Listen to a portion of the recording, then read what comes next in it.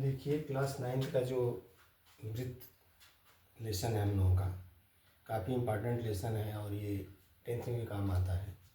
लेकिन इसमें कुछ प्रमेय जो हैं और नियम हम लोग को याद रखना ज़रूरी है। एक्सरसाइज के प्रश्न तो जब नियम याद रहेंगे तो आराम से आपसे हो जाएंगे। तो सबसे पहले वृत्त के बारे में जान लेते हैं कि वृत्त क्या होता है। तो वृत्त देखिए, वृत्त क्या होता है, ये वृत्त है। अब वृत्त में क्या क्या चीज़ें होती हैं, बिल्कुल सेंटर में क्या होता है, इसके केंद्र होता है। इसको हम लोग क्या कहते हैं, केंद्र कहते हैं।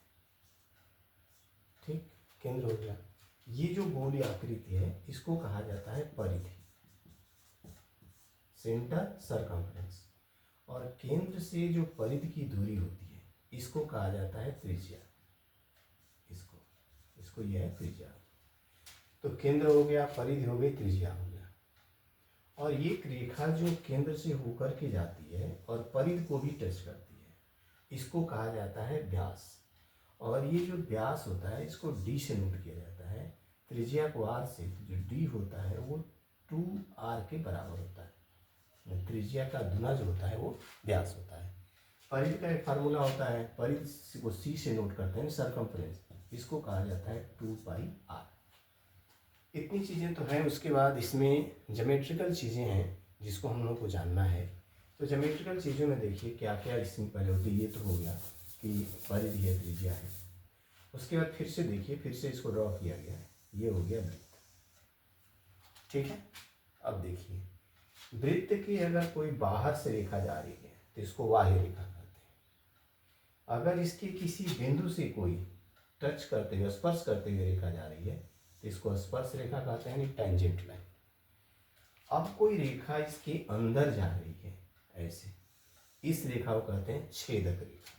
देखिए छेद कर दिया इसने। अब इस छेदक रेखा को, इस भाग को अगर हटा दिया जाए यहाँ से, तो इसका अगर कोई नाम लिख दिया जाए, जैसे मान लीजिए AB लिख दिया जाए जो वृत्त के अंदर है, तो परिधि के दो बिंदुओं को मिलाने वाली रेखा है जिसको कहते हैं जीवा। इसी से रिलेटेड ज़्यादा हम लोग को प्रमेय पढ़ना है, तो इसको AB को कहते हैं जीवा। अब जीवा की जो सबसे पहली प्रमेय ये होती है कि एक जीवा हो गई AB। अब इस पॉइंट को यहाँ से हटा देते हैं, यहाँ पे ये स्पर्श रेखा ये सब हटा देते हैं। जो बराबर जीवाएं होती हैं, जैसे AB हो गई और एक मान लीजिए यहाँ पे एक CD हो गई।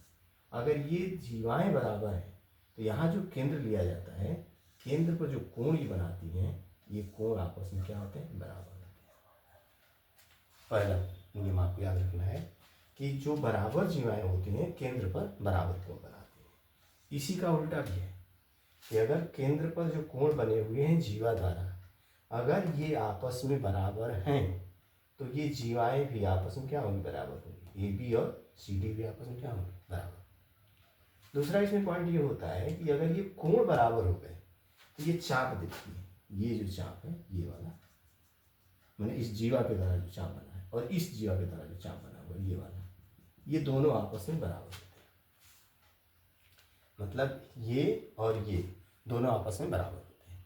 जैसे इसको उससे ट्रिग्नोमेट्री से भी दिया जाता है। ये से अगर थीटा मान लेते हैं कोण को, तो कोण बराबर होता है चाप और बटा त्रिज्या। ठीक है, वृत्त वही है, त्रिज्या बराबर होगी तो चाप भी आपस में क्या होंगे, बराबर।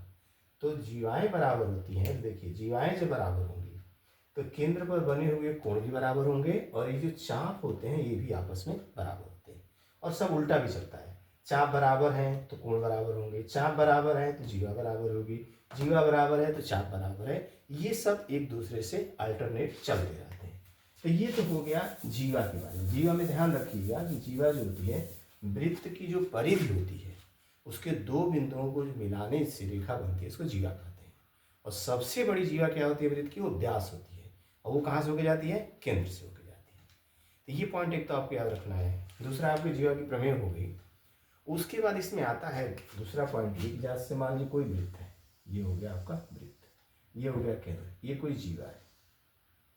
ठीक है, अब जैसे मान लीजिए जीवा का हमने नाम लिख दिया है AB और ये हो गया केंद्र O। इस केंद्र से जब जीवा पे लंब डाला जाता है ये, तो ये इसको क्या करता है, समद्विभाजित करता है। केंद्र से जीवा पे डाला गया लंब जीवा को समद्विभाजित करता है। इसका मतलब ये होता है कि ये AC और BC दोनों आपस में क्या होंगे, बराबर होंगे। इसका उल्टा भी चलता है कि अगर केंद्र से जीवा पर कोई रेखा खींची जाए और वो इसको समद्विभाजित कर रही है तो ये इस पे क्या होती है, लंब होती है। तो इसको उसी को उल्टा प्रमेय कहा जाता है। तो केंद्र से जीवा के पे डाला गया लंब जीवा को क्या करता है, समद्विभाजित करता है। अब जीवा को समद्विभाजित कर रहा है तो यहाँ से अब हमको ये भी सिद्ध करना होता है कि सिद्ध कीजिए कि समद्विभाजित होती है। तो ये सर्वांगसम त्रिभुज से होता है। और देखिए इसको ऐसे मिला दिया जाता है, एक त्रिभुज ये लिया जाता है, एक त्रिभुज ये। अब क्या होता है, ये दोनों त्रिज्याएं हैं बराबर है, ये लंब है, ये भी बराबर, लंब दोनों में है और ये दोनों कोण आपस में क्या होते हैं, बराबर। 90 अंश त्रिभुज सर्वांगसम हो जाते हैं, इसलिए AC और BC आपस में क्या हो जाती है, बराबर हो जाती है। तो केंद्र से जीवा पे डाला गया लंब जीवा को क्या करता है, समद्विभाजित करता है। अगर जीवा समद्विभाजित हो रही है तो यह रेखा क्या होती है, लंब होती है। तो एक तो ये पॉइंट आपको याद रखना है। दूसरा देखिए, दूसरा इसमें जो पॉइंट आपको याद रखना है कि जो वृत्त का कोई चाप, कोई भी चाप, तो जीवा जो खंड काटती है उसी को चाप कहा जाता है। तो हम इसी को ले रहे हैं, मान लीजिए कि ये हमारा एक चाप है AB। इस खंड को देखिए, ये खंड है चाप। अब यहाँ पे केंद्र है। अब देखिए ये जो चाप है, ये जीवा है, ये केंद्र है हमारा। ये दो कोण बना सकते हैं। ये जो हमारी जीवा या चाप, एक तो केंद्र यहाँ बना सकती है और एक परिधि पर भी कोण बना सकती है। एक यहाँ देखिए, इस जीवा द्वारा या इस चाप द्वारा दो कोण बने, एक ऊपर बना और एक बना। अब इनमें भी संबंध होता है। इनमें संबंध क्या होता है कि यह जो कोण होता है, केंद्र का बना कोण परिधि के कोण का दुना होता है।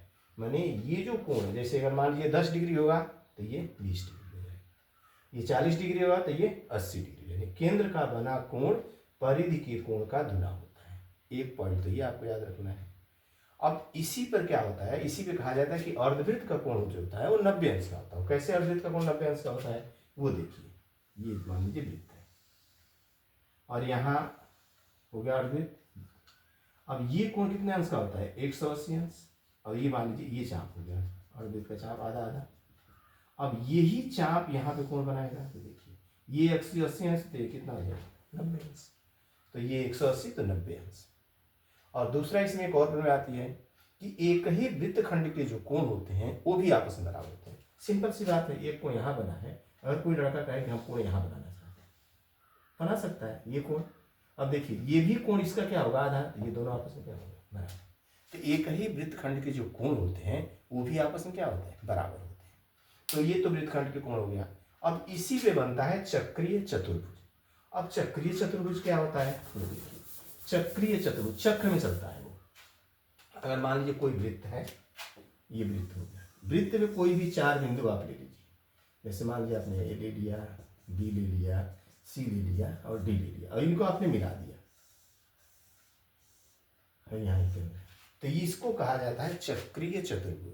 अगर किसी वृत्त के चारों किसी चतुर्भुज के चारों बिंदु किसी वृत्त पर उपस्थित हो तो उस चतुर्भुज को चक्रीय चतुर्भुज कहा जाता है। अब चक्रीय चतुर्भुज की प्रॉपर्टी क्या होती है कि चक्रीय चतुर्भुज के सम्मुख कोण होते हैं, जैसे A और C, तो जो कोण A होगा और प्लस जो कोण C होगा ये भी 180 अंश होगा। अब ये देखिए ये B और ये D, तो कोण जो B होगा और कोण जो D होगा उसका योग क्या होगा, 180।